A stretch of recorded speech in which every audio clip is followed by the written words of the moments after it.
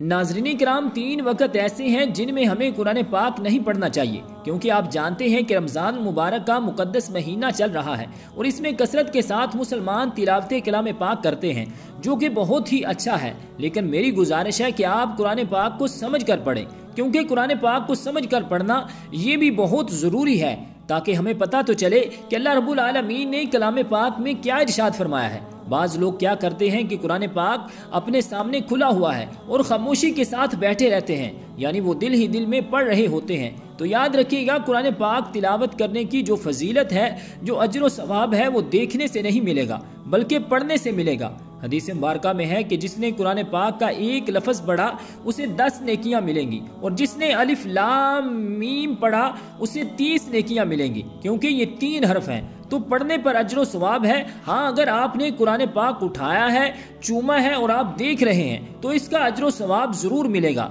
लेकिन पढ़ने पर जो अजर सवाब है वो आपको तब हासिल होगा जब आप इसकी तिलावत करेंगे। और तिलावत किसे कहते हैं कि हुरूफ अदा करके तिलावत करना, और कम से कम इतनी आवाज़ होनी चाहिए कि खुद आपके कानों तक आपकी आवाज़ पहुँचे। तो ये बहुत बड़ी गलती है जो कि अक्सर लोग करते हैं। तो आइए अब जानते हैं कि 3 वक्त जिनमें कुरान पाक की तिलावत ना करना बेहतर है वो कौन से हैं। तो पहले नंबर पर तुलुए आफ्ताब का वक्त है, यानी जब सूरज तुलू हो रहा हो तो वो 15-20 मिनट का वक्त मकरू वक्त है।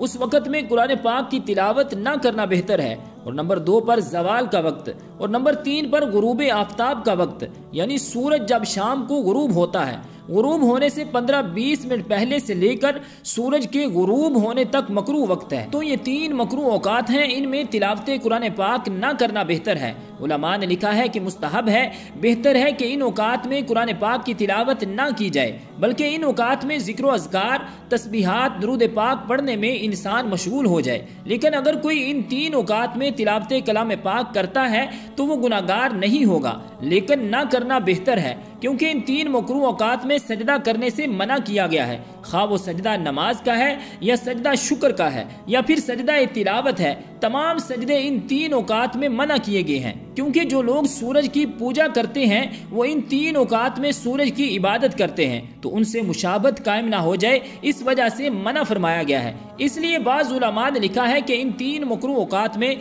कुरान पाक की तिलावत ना करना बेहतर है, लेकिन अगर कोई करता है तो वो गुनाहगार नहीं होगा। तो रब्बुल जलाल हम सबको अमल की तौफीक और हिम्मत अता फरमाए। आमीन बिजाहिन नबीजिल करीमिल अमीन।